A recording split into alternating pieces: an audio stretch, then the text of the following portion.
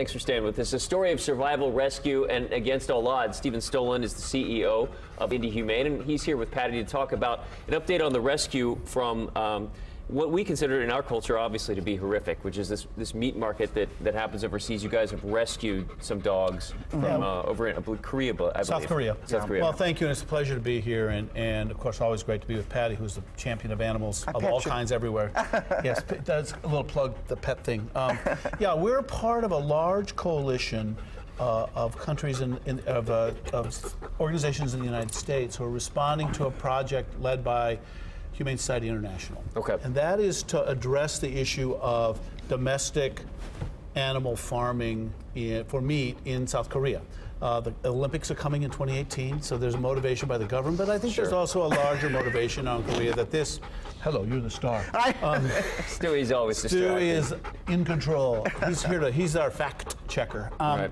So really what's happening is we're trying to close down those farms and help the Humane Society International and also the United States Humane Society, and being one of 7 states that are accepting dogs that are airlifted out of Korea. Okay. They come to America, they come to Chicago, they come to San Francisco. Yeah.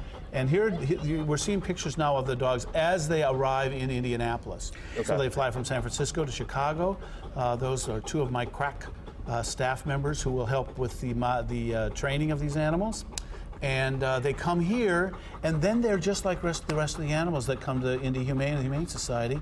So they go through the same shots and get the same vaccinations. Yeah, and all that was the concern. That's why I wanted Stephen to come and talk to you, because I was contacted by some pet people who said, "Ooh, are they okay? Are they being quarantined? They're not spreading some new flu?" Sure. And so Stephen can answer those questions and says, "Yes, all the precautions are being taken." We appreciate the questions because it allows us to reaffirm and reassure people that what we're doing is really in the protocol of what we do all the time. Animals can't come into the United States without a pretty significant medical documentation.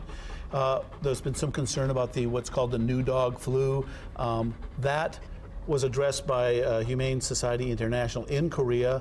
The dogs were tested, then vaccinated, and then received all of the other batteries of vaccinations before they came to the States.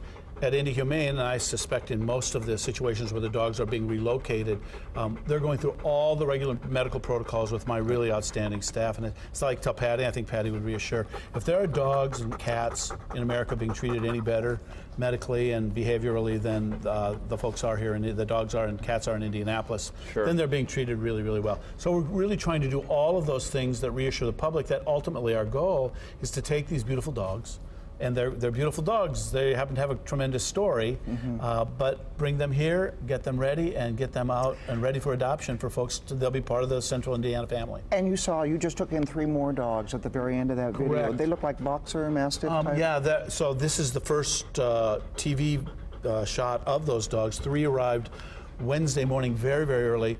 We were expecting mastiffs, and they are kind of a off-breed of mastiffs. They aren't pure mastiffs. They look like hounds. They look like a dog you might take hunting. Quite smaller than a normal mastiff. So far, we have 3 more coming this weekend. Okay. So we'll have 10 total before we're done.